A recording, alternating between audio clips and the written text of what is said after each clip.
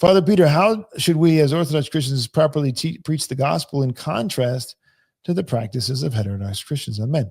So thank you very much, and for the donation and for the question. So here's the thing. I don't think we should stand and try to do anything in contrast. I don't think that's how we're going to start out. We need to just put all that aside, leave it all behind.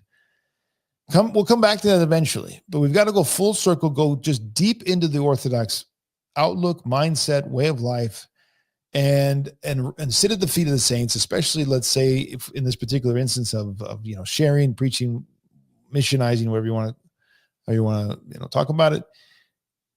Go to Saint Nikolai of Japan. What did he do? How did he live? Go to Apostle Zaire, Father Cosmas. Read the book, Apostle Zaire. It's from our press. Read that book if you're interested in knowing how the Orthodox should missionize. Or go to any number of other great missionary saints, St. Innocent of Alaska, St. Herman of Alaska, St. Stephen of Perm, or I don't know how many others. And sit at their feet and then try to simulate and understand the Orthodox way. And then it'll come of itself, right? And then you'll see immediately and you'll say, oh, this is not, for instance, I'll give you one example. You hear in the Protestant world, and unfortunately some people bring this into Orthodoxy, and it's delusional. I think it's delusional. It's not the Orthodox way. They talk about 5-year plans. Okay, we're going to do a 5-year plan. Okay, this is our plan for the next 5 years. At the end of these 5 years, we're going to have so many thousands of converts and so many churches started, and we're going to do X, Y, Z and all the rest, right?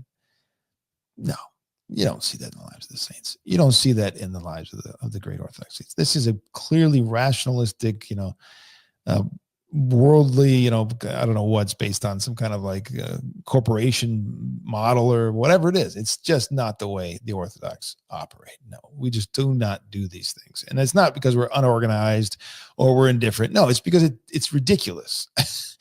No, what needs to happen is I need to become a saint. I need to go deeper and repent more. And all the rest, and I need to, and this, without this, all the rest of the planning is just what do they call it? The plans of mice and men. It's just ridiculous, right? So and then if there's any kind of other planning, it's planning, in and of the life of the church, and getting out of the way of God. We're in the way mostly, which means an ascetic struggle, which means divestiture from the world and the worldly ways and all the rest. I mean, look at somebody like Elder Ephraim. Little man, just a little man of stature and physically, and yet a giant who came over and was thinking to himself, what am I doing? Leaving the Holy Mountain, going to America. What do I got to do in America? Why?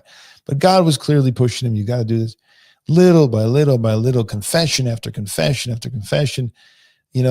Basically the way that he and his brotherhood rolled was pray, and God informed them step by step, and he worked through them. And this total, utter humility and waiting on God and waiting on God's plans. This is the way we should be doing it.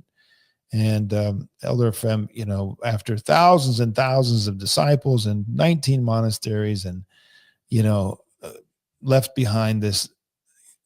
What do you even? I mean, there's no comparison in the church history to what he left behind. God left behind through him and all of his disciples.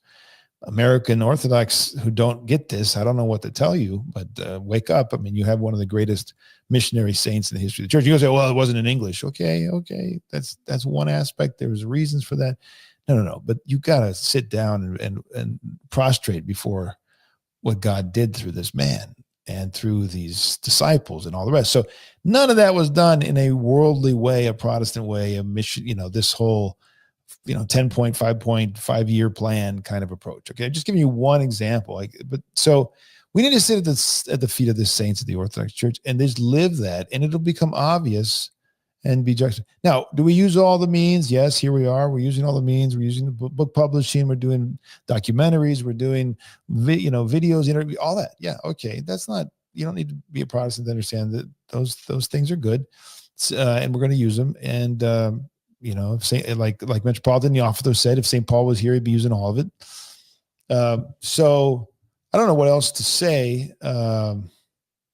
Again and again, without having to go overboard in terms of apologetics, just present the faith, trust the Lord, and he's already doing amazing things in spite of us.